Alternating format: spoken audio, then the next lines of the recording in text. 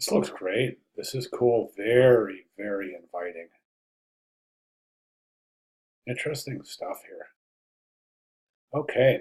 All right. Let's go ahead and take a look. Let's go ahead and take a closer look. We'll start with your writing. So, reconfigure with some changes I made to the front of my posters. We turned it up. Part two last week. I don't see the positive I feel yet. I know that my text paragraphs are skirting too close. Yeah, your text is right on top of that margin. I think it's too close. I think it's just really uncomfortable. You got margins are tricky, man. The margins provide visual comfort. Um, whenever the type approaches it, the margin approaches the page edge, I'm really on guard because especially with students, because I think to me, it's a very, very uncomfortable visual stress associated. I like to have a good margin, and most professional designers will agree with me. Margins are really, really important. So you don't want to encroach on that page edge. Um, Okay, so the font. What font is that you used for your body copy? The font I'm using was one I found for the front of my poster last week. I'm interested to know what that is. So I'll break it down to the back of the poster. I have the radioactive decay line. That's the timeline. That's cool. Yep, that works. The dates, the dot in the dots. We'll talk about that. The images of the nucleus of the atom. We'll also talk about that. Left side of the text box is juxtaposing a curve.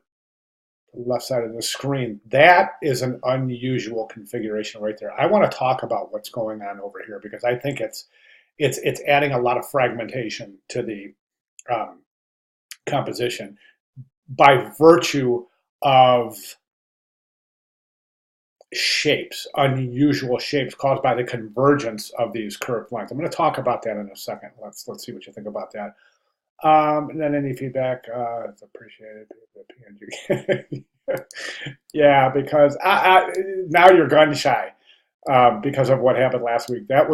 I still think about that. I've been thinking about it all week. Like, what the heck happened to? I don't even want to get into it because I'm just going to start thinking about it again. So that was just the most bizarre thing I've seen in a long time. And we all know we all have ghosts in our machines, right? But that was interesting. That was just really bizarre. So okay, no replays of that. So good. Okay, you update up. You've got the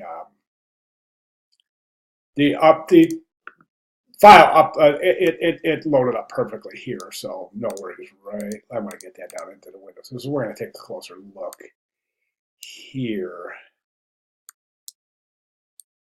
Sorry, I should have this. I should have this done. There we go. That's perfect, right? Okay, so we'll address everything here.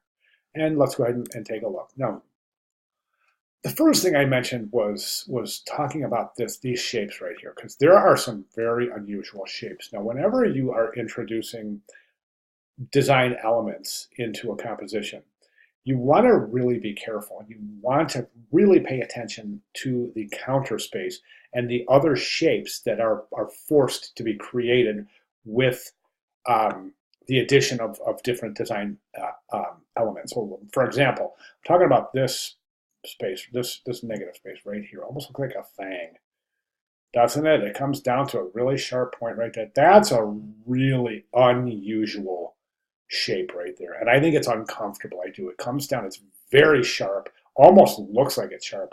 Now, and you've heard me say this before, but a lot of what we perceive in visual communication has to do with man's innate drive for safety and survival. Believe it or not, it's true. That's why when we see shapes like this, something that appears it could be sharp, we're kind of immediately drawn away from that. A great example would be a dentist's logo that uses really sharp form in it, a really sharp pointed typeface or some kind of shapes that indicate sharp pointed counterform. And I think that's a great example because what the viewer sees with those pointed shapes in relation to the dentist, and we talk about connotative meaning from last week and the week before, those pointed shapes indicate pain. that pain is connotated with the dentist, indicating and giving a sub-meaning that this, this dentist is possibly going to be painful, and nobody wants that, right? So I use that example just so you can kind of think about different shapes. We've got this shape right here that is really unusual shape, and then this shape right here. I think that the way that the bottom of the timeline doesn't come down to perfectly level, I think again that causes some stress, because right now the area between the timeline and the bottom baseline of the third paragraph is less on the left side than it is on the right side, indicating that that's not level. I think that creates an uncomfortable visual tension, and I would recommend bringing this down to level so that bottom of that timeline is perfectly level. As far as these other shapes, these go, I mean, I don't see why. I mean, let's just use this dark background. It's very dramatic. It's working. There's a couple of things we need to address. Um, but I just don't think that all these converging lines here, they're just creating a lot of weird counterform. So I would recommend we stay away from that. All right, so let's talk about macro, and then we'll move into micro. So in other words, we'll take a look at the bird's eye of the layout first, and then we'll get in there and take a look at the macro elements of typography. So I think if we just use the darker background, I think it'll be fine. Now, one of the things that I would recommend is this is pretty neat. I think it's done pretty well. The one part I'm not crazy about is the fact that it's really slicing right through his face. That's a little bit uncomfortable. I'm not real sure if you want to try to reduce the image size or increase or maybe just adjust both so that more of his face fits in this central triangle of the atomic illustration here. Right now, this is a little stressful here. The fact that that line's cutting almost right above his eye. We see the same thing over to a little bit of a lesser degree here. So if we can fit the actual image in there, that would be cool. Could entail reshaping or reconfiguring the illustration of the electrons in orbit. Another thing I would recommend over here is to include his first name with it. That's Rutherford, just his last name. And his signature, I would include the first name as well. Also, I think that if we were to take this whole thing, maybe reduce the size a little bit of this, move it down, Ernest Rutherford, and then above here, maybe right up here, maybe even over here, the Atomic Man. Let's get the Atomic Man in there. I think that would be very cool. I think another neat idea would be to either use a drop cap here for the E, drop it about 3 lines, or since the type is so small, you may even go 4 lines. So let's get E as a drop cap. It'll show the viewer that that's where the designer wants them to start reading. So another option there would be to use Ernest Rutherford was born August 30th, 1871. Take that whole thing right there and configure it in small caps. And that will introduce a nice contrast to the first line, again, indicating to the viewer that that's where the designer wants you to start reading. Okay, as your regs, you mentioned a little bit about your regs. I think your regs are okay. I mean, you're never going to get perfect regs. It's impossible, and it's not necessary. The only time you really want perfection in regs is when you have a smaller selection of text that's used that's used at a larger size, so maybe in display or something. But in body copy, you just want to, it doesn't have to be perfect. It has to be close, though. You don't want any really huge fluctuations between the longest and the shortest lines. You definitely don't want any waves or any patterns, and we don't have any here. So my only concern about the regs is this distance right here between this line right here and this line right here. So see if you can work that out. Other than that, I'm not too concerned about the regs. I think your regs look pretty good. This paragraph here is just begging for old style characters, old style numerals. I would recommend it. I think it really points in the right direction in terms of proficiency in typography, and that can ring very, very important to a potential hiring professional that may happen to be viewing your portfolio.